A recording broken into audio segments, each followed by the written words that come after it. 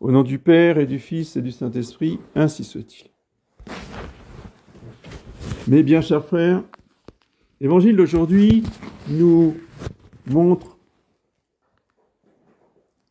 un exemple un petit peu particulier qu'on a parfois du mal à comprendre. Comment notre Seigneur peut-il louer cet économe infidèle, malhonnête, qui en fait est un voleur, tout simplement.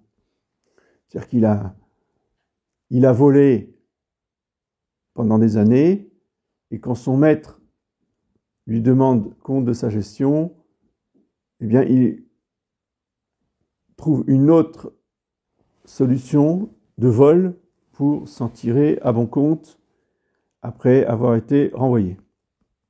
Et pourtant, notre Seigneur le loue. Donc déjà, il faut bien comprendre de qui il s'agit. Il s'agit d'un économe, c'est-à-dire d'un serviteur, c'est-à-dire d'un esclave. Dans l'Antiquité, le serviteur, c'est un esclave. Et on parle bien d'un maître, et d'un maître qui est riche. Et, il faut remettre les choses dans leur contexte. L'esclave, dans l'Antiquité, pouvait être chef d'entreprise. Et il vivait très bien. Sauf que l'entreprise ne lui appartenait pas et il était nourri, blanchi par son maître. Mais ils avaient des fonctions parfois très importantes. Et c'est le cas de cet homme. Puisqu'il est économe d'un homme riche, forcément, il était à la direction d'affaires, d'entreprises, de terres agricoles, je ne sais, c'est pas précisé, mais c'est sous-entendu.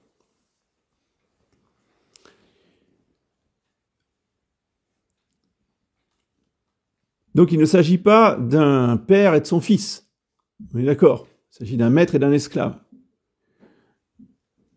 Le père et le fils, c'est juste la parabole d'avant. Quelques versets plus haut, dans l'Évangile, eh bien, il y a une autre parabole du fils prodigue qui revient vers son père pour lui demander pardon. Et juste après cette parabole, nous avons la parabole du mauvais riche et de Lazare. Donc, cette parabole de l'économe malhonnête est entourée, c'est-à-dire il fait partie d'un triptyque entre le fils prodigue, qui a une bonne attitude, qui est montré en exemple, et le mauvais riche, qui est le pécheur qui finit en enfer par son avarice.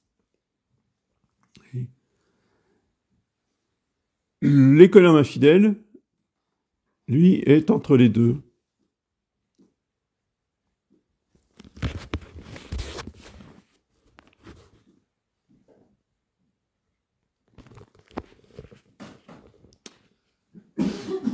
La conclusion, la morale de son attitude, qui consiste à voler son maître en faisant des rabais vis-à-vis de ses débiteurs, pour qu'ensuite ils le reçoivent chez eux, à tour de rôle, qu'il ait un toit et qu'il puisse rendre des services.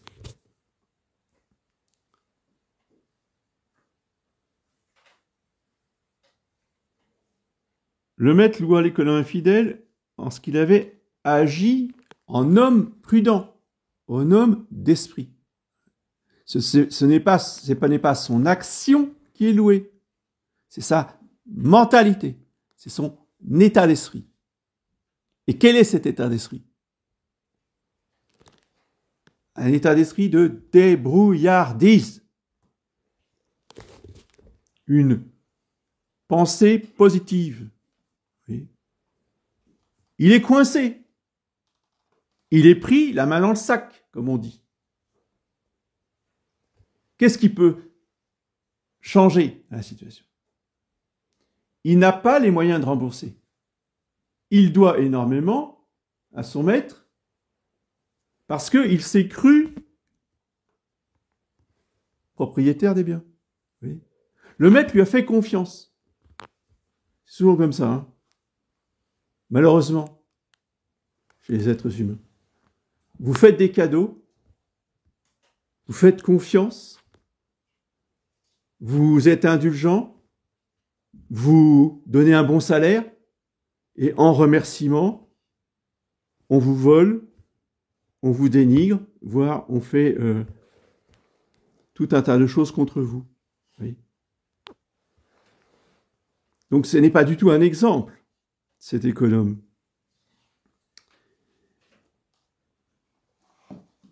Mais il nous représente bien, malgré tout, parce que nous sommes comme cet économe. Notre maison, notre voiture, notre entreprise, c'est à nous. Vous posez la question, tout le monde, la plupart des gens vont dire, mais bien sûr, c'est à moi, je suis propriétaire, et j'en fais ce que je veux. Et dans notre société capitaliste, avec ça, je vais gagner le maximum d'argent, et avec cet argent-là, j'en fais ce que je veux. Je vais me payer des vacances, des croisières, grosses voitures. Voilà, c'est mon argent, j'en fais ce que je veux. Et un jour, Dieu va arriver, il va dire, rends-moi compte de ta gestion. Qu'as-tu fait de tous les biens que je t'ai donnés? Comment, Seigneur, vous m'avez donné des biens? Ben oui. Parce que cette maison, cette entreprise, cette voiture, cette ferme, Dieu va me dire, c'est à moi. Toi, tu es le gestionnaire, mais le propriétaire de tout ça, c'est moi, puisque c'est moi qui te les ai donnés en gestion. Donc, rends-moi compte de ta gestion. Qu'est-ce que tu as fait de tes biens?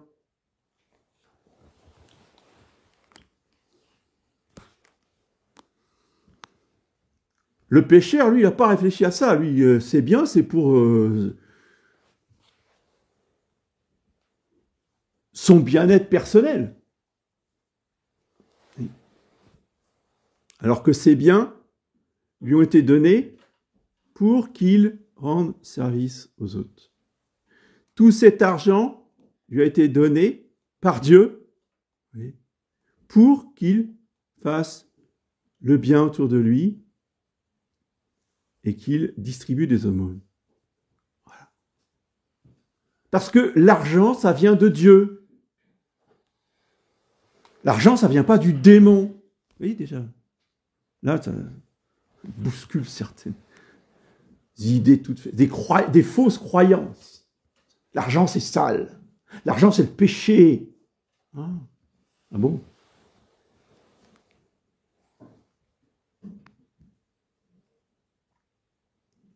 Il existe des couteaux de cuisine, 50 cm de long, là, pour couper la viande. J'ai jamais entendu dire, une mère de famille, dire « Ah, c'est le crime !» Pas de couteau dans ma cuisine, c'est le crime.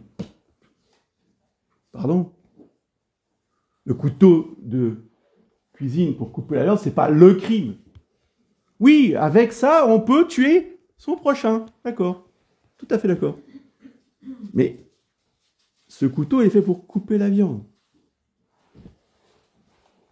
Le couteau en lui-même n'a aucune valeur morale.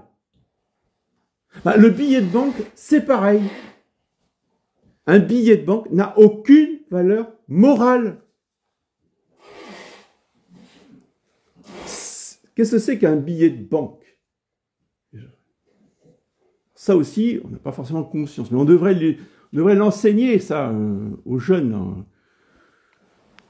J'ai découvert ça très tard. Par un économiste qui enseigne ça sur Internet, c'est très intéressant. On devrait l'enseigner en cours d'économie, ça. C'est quoi le billet de banque? C'est de l'énergie transformée. Il n'y a pas de billet de banque si à l'origine, il n'y a pas de l'énergie donc naturelle, hein, du gaz, du pétrole, du travail, de l'industrie, etc. Tout ça, c'est de l'énergie. Et cette énergie-là est transformée en billets de banque. Donc, si c'est de l'énergie vitale. L'argent, c'est la vie. S'il n'y a pas d'argent, c'est tout qui s'arrête. Parce que c'est pas parce que des familles vont faire du troc, je suis désolé, c'est pas la vie, le troc. Le troc, c'est des familles qui vont s'arranger. Mais on ne construit pas une société, si vous voulez, s'il n'y a pas de la monnaie. La monnaie est un don de Dieu, c'est une énergie vitale pour faire vivre une société. Exactement comme le sang dans le corps humain.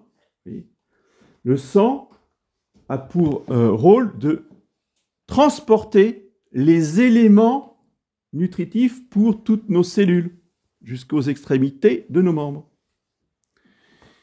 Et comme le sang, vous voyez, quand ça s'arrête, quand il y a un bouchon, il y a un entassement de sang, ça s'appelle un caillot. Bon, bah, le caillot, c'est la mort presque certaine. C'est l'embolie, c'est tous ces problèmes cardiaques ou cérébraux. Enfin, ça fait du dégât. Eh bien, l'argent, c'est pareil. Exactement. Si, à un moment donné, ça s'entasse, ça ne circule plus, ça s'entasse sur un compte, vous voyez, ça fait un caillot dans la société. Et effectivement, là, l'argent est mal utilisé et devient source de mort. Parce que l'avarice va tuer l'âme de celui qui amasse pour amasser. Il faut que l'argent circule, soit distribué, soit échangé, vous voyez, pour qu'il répande dans la société le bienfait de cette énergie qui permet de faire beaucoup de choses. Quand on a bien compris cela, vous voyez, eh bien, la société ne s'en porte que mieux. Si l'économe avait compris ça, il avait mis en pratique, il ne se serait pas accaparé pour lui les biens du maître, à son profit. Parce qu'évidemment, tous ces profits-là ont terminé dans sa poche, et pas au profit du maître.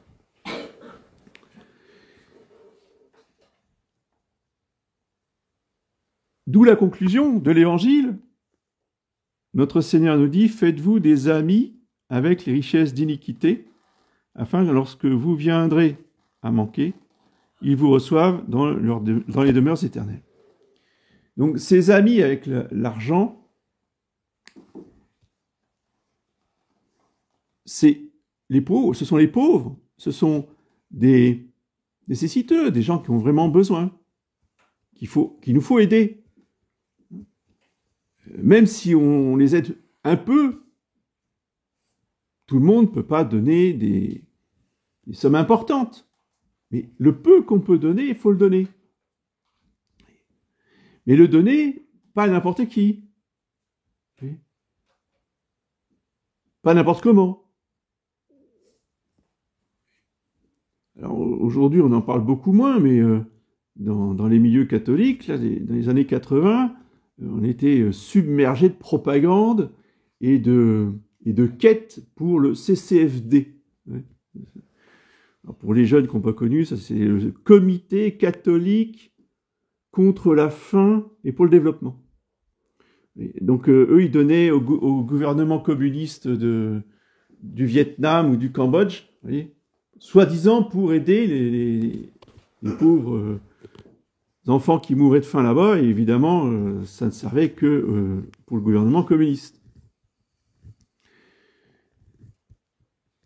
Mais on nous faisait pleurer sur les pauvres petits Biafrais qui étaient tout maigres à cause de la famine, etc., etc. Oui. Pour que les gens donnent pour les Africains ou pour les petits Asiatiques.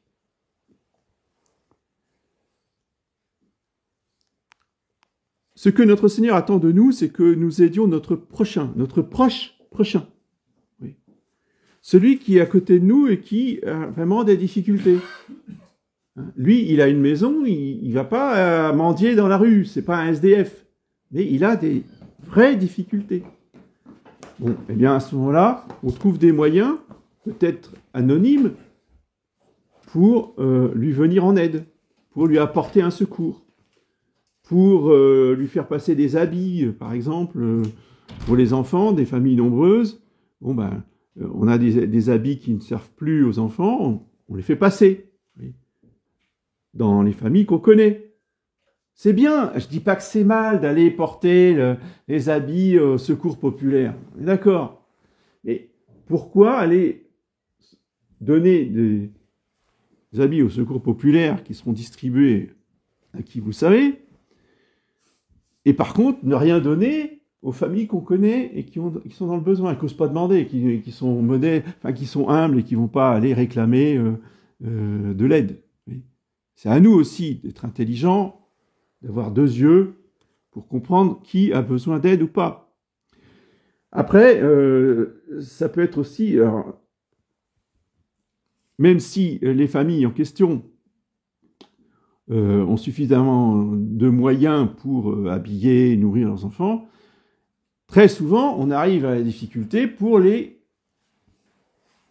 inscriptions scolaires. Une école hors contrat, ça coûte cher. Et c'est donc là où on peut venir aussi en aide en faisant un don pour tel et tel enfant. C'est bien aussi de donner, on va faire un don pour l'association Saint-Expédite. J'ai rien contre, c'est pas moi qui vais vous dire de ne pas faire ça. Mais c'est bien gentil, mais ça va tomber dans l'escarcelle de l'association qui va l'utiliser pour acheter des choses, je sais pas moi, rembourser un crédit ou je ne sais quoi. Enfin, voilà, puis c'est tout. Mais les familles, elles devront toujours payer à la fin du mois. Il n'y aura pas de diminution pour elles. Vous voyez, l'association va utiliser l'argent donné pour le fonctionnement de l'école et les familles, elles seront toujours au même tarif. Donc, pensons à faire un don ciblé, par exemple, pour tel ou tel enfant de telle famille, qu'on sait être dans la difficulté. Et là, l'association, moralement, est tenue de faire une réduction du don en question qui a été donné pour tel enfant sur la facture à la fin du mois. Voilà. Ça, c'est efficace. Vous voyez. Là, on aide vraiment le prochain. Et là, on voit tout la puissance bénéfique, la puissance de vie, vous voyez, de l'argent, qui va vraiment faire du bien, qui va soulager le prochain. C'est comme ça qu'il faut envisager l'argent. Et pour ça, il faut savoir en parler. Ah, dans nos familles, on ne parle jamais d'argent, monsieur l'abbé. Ouais, d'accord. Et on voit les résultats. C'est catastrophique, cette mentalité. Ah, on ne parle jamais d'argent dans nos familles. Il faut éduquer les enfants à l'argent. Qu'ils aient assez tôt, pas non plus les petits, je ne parle pas des petits, mais je veux dire à 12, 13 ans, il faut éduquer les enfants, et oui, éduquer les enfants à l'argent, à l'épargne, à faire des aumônes. Oui, même quand on a 13, 14 ans, on n'est pas dispensé de faire des aumônes. Alors évidemment, on ne va pas donner 3 000 €. Mais le fait de donner 5, 10 € pour telle personne, eh bien, on habitue l'enfant à faire la charité, à avoir de la charité, à avoir du respect pour l'argent. Il ne faut pas aimer l'argent. On aime le prochain. C'est le prochain qu'on aime. On n'aime pas l'argent, mais on respecte l'argent comme une force vitale pour faire du bien aux autres. Et saint Paul nous dit que la charité et les aumônes couvrent une multitude de péchés. Donc, la pénitence, si vous voulez, c'est pas forcément uniquement de jeûner, de se priver, de faire des sacrifices, de faire un pèlerinage. Oui, c'est tout ça. Il faut surtout pas négliger tout ça. Mais c'est aussi l'aumône. Donc, avoir ce respect pour l'argent, avoir cette conscience que nous devons gagner de l'argent pour faire des aumônes et venir en aide à ceux qui en ont besoin, à ceux qui ne peuvent plus travailler. Vous avez des personnes qui soit sont en retraite et ont une toute petite retraite, soit sont handicapés ou ont des problèmes autres qui les empêchent de travailler. Eh bien, même une longue période de chômage. On sait que quelqu'un est au chômage depuis longtemps, que c'est difficile pour lui ou pour elle. Vous voyez, eh bien, avoir ce souci d'apporter de l'aide, vous voyez, concrète. Sinon, s'il n'y a pas ces bonnes œuvres, s'il n'y a pas cette utilisation salutaire de l'argent, eh bien, on passe au verset suivant du même chapitre de Saint Luc. Le mauvais riche, qui avait un pauvre devant chez lui, à qui il ne donnait même pas un bout de pain, ni le reste de ses plats, hein, comme dit la chanson de Saint François, c'était pour ses chiens, hein, parce que ses chiens lui rapportaient du gibier, tandis que le pauvre ne lui rapporte rien, donc le pauvre n'avait rien. Et cet homme-là a fini en enfer pour l'éternité. Et il a regretté, évidemment, sa vie passée, mais c'était trop tard. Abraham lui dit, il n'y a aucune communication entre votre monde et le nôtre, donc je ne peux plus rien pour vous, et je ne peux plus rien pour vos frères. Donc, il disait, allez donc prévenir mes frères, et Abraham lui dit, pas question. Donc cette parabole du mauvais riche, si vous voulez, c'est la conséquence du mauvais usage de l'argent. Nous sommes prévenus, et donc demandons à la très sainte Vierge Marie de nous donner un cœur généreux, un cœur respectueux de l'argent, un cœur filial. L'épître de ce jour nous rappelle que justement, nous ne sommes pas des esclaves. Nous ne servons pas un maître. Nous écoutons un maître qui nous enseigne, mais nous ne sommes pas des esclaves. Nous sommes des enfants, nous sommes des fils, et le signe intérieur qui nous montre que nous sommes des fils, c'est que nous avons une tendre dévotion envers le Père éternel. Tant que nous ne sommes pas arrivés, parce qu'au début c'est difficile, et au début ce n'est pas donné, ça demande de longs efforts, des recherches, de la méditation, des lectures, mais il faut y arriver, il faut tendre à y arriver, il faut chercher à y arriver, d'avoir cette tendre dévotion envers Dieu le Père. Et à ce moment-là, nous savons que nous sommes vraiment ses enfants, hein, héritiers de Dieu, comme dit saint Paul, et co-héritiers du Christ. Nous sommes les frères de Jésus-Christ, et nous sommes les fils de Dieu le Père. Mais tant que nous ne sommes pas arrivés à cette tendre dévotion, eh bien, il faut travailler à y arriver, avec l'aide de la très sainte Vierge Marie, au nom du Père et du Fils.